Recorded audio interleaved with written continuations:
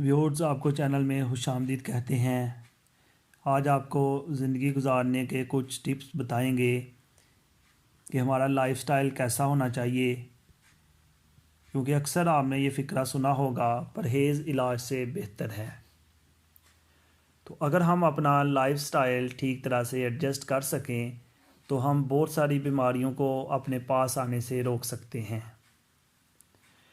हमारे जिस्म के अंदर एक हिफाजती निज़ाम होता है जिसको हम मदाफ़ती निज़ाम कहते हैं।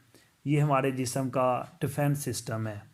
जब भी कोई बीमारी हमारी बॉडी के ऊपर हमला करती है तो हमारा डिफेंस सिस्टम उसको डिफेंड करने की कोशिश करता है। बाज़ इस फ़ाइट में ये होता है बीमारी जीत जाती है, बाज़ ये होता है कि हमारा डिफेंस सिस्टम जीत जाता है। अगर हम अपने डिफेंस सिस्टम को मज़बूत करें तो हम बीमारी को अपने पास आने से रोक सकते हैं। तो आइए इस वाले से हम कुछ देखते हैं। एक हकीम से पूछा गया कि ज़िंदगी में कामयाबी कैसे हासिल होती है।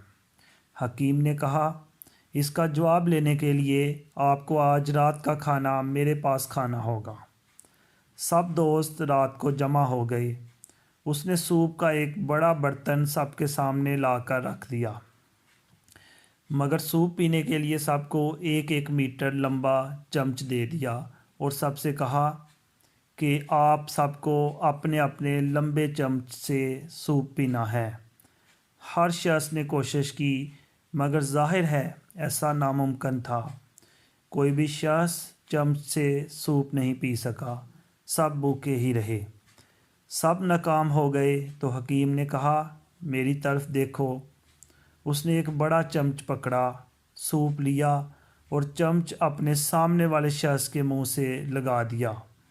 अब हर शख्स ने अपना अपना चम्मच पकड़ा और दूसरे को सूप पिलाने लगे। सब के सब बहुत खुश हुए।